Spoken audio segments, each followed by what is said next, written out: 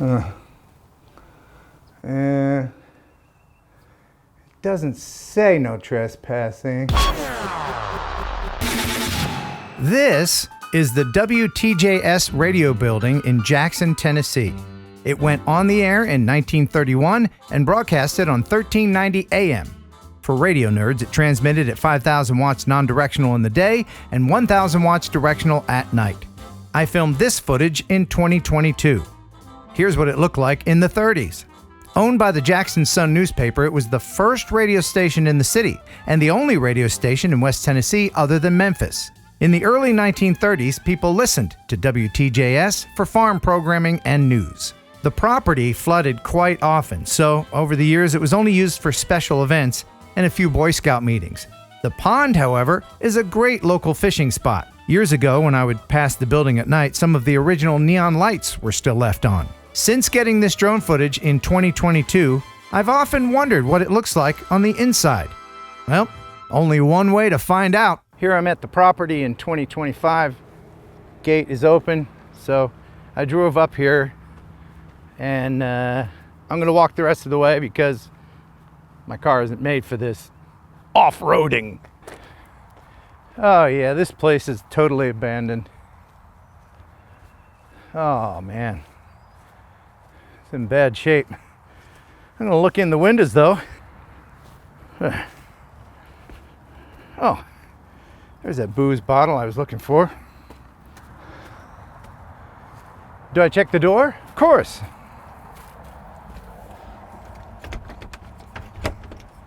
Tis locked. Let's go around front. The front's the law here in Tennessee says that even if a property is abandoned, you have to maintain the grounds.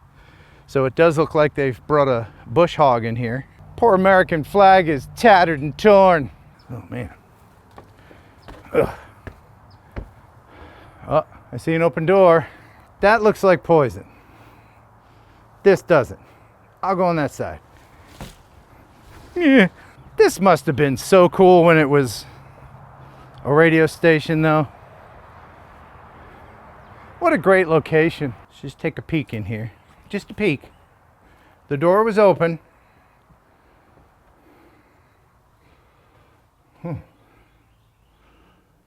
Oh. Wow. Okay, so the Optimist Club was indeed inhabiting this place. Third place in the Dutch oven contest. The Dutch oven contest, really? It really is a tiny building. A lot of spider webs, dirt daubler nests. Oh, another room. Huh. Okay. It's like offices and stuff. Jane Roe, Optimist Club. I wonder how they'd feel about things now. Coming in here and seeing all their Optimist stuff all dusty. Maybe this is the Procrastinators Club now. Yeah, we're gonna clean the place. Yeah, no, we will. Oh, that's some old corn. Great. Files.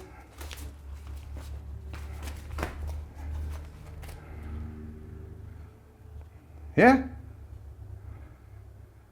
This is Optimist Club stuff. Can you see what that is? I'll try to lighten it up for you. I think that's an old mimeograph. A mimeograph was the precursor to a Xerox machine. And some people really like the smell of mimeographs. I remember in high school, we'd get tests. We loved to smell that paper. Old gas stove. Oh no. Do I dare open it? Oh, what horrors are in here? Oh, it's not that bad. This is some old Gatorade, but clearly nobody's been in here for quite some time. Some dumbass kids have broken the windows for no reason at all. Ah, here we go, radio stuff. This is an old Shure. Look at that.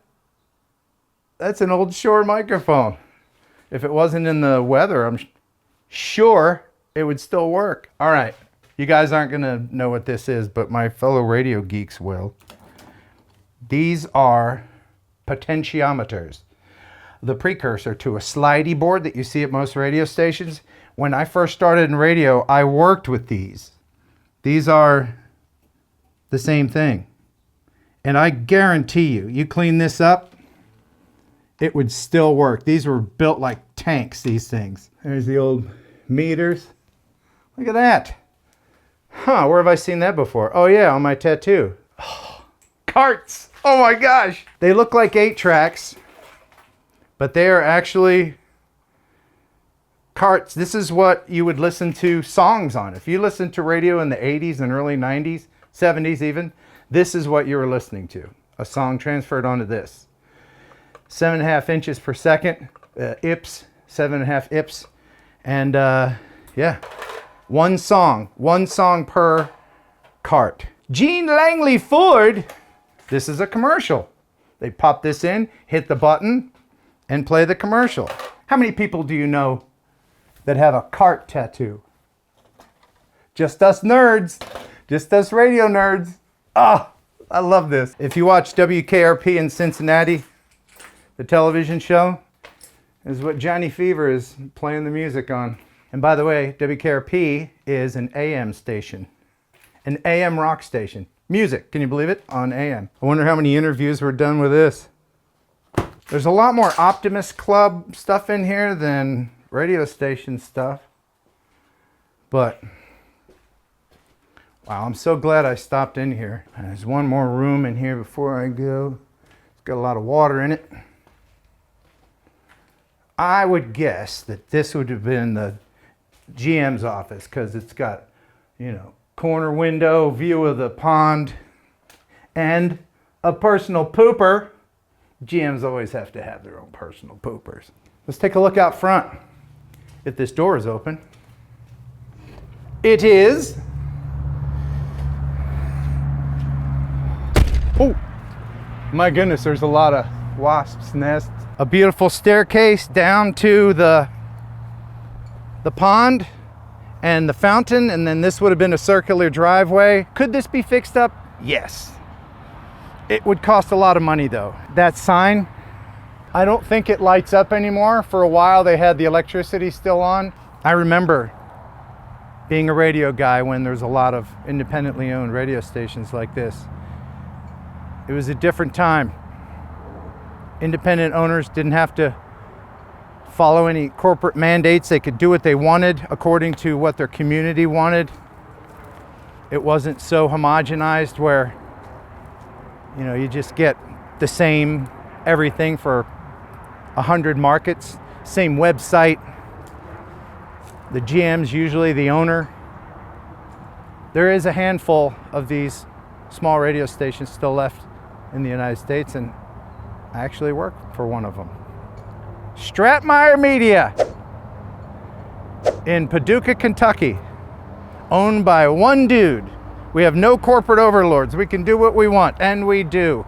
I'll put a link in the description if you'd like to listen to the morning show being streamed. Something made a noise over here, some creature. I'm gonna shut this door though. I don't want to encourage any neighborhood kids to come over here and destroy what's left. This is my 41st year in radio. I've been doing it since 1984. So glad that I finally got a tour. I don't know what the owners have planned for this land and building. The building, unfortunately, I think is too far gone to repair, to pass any inspection.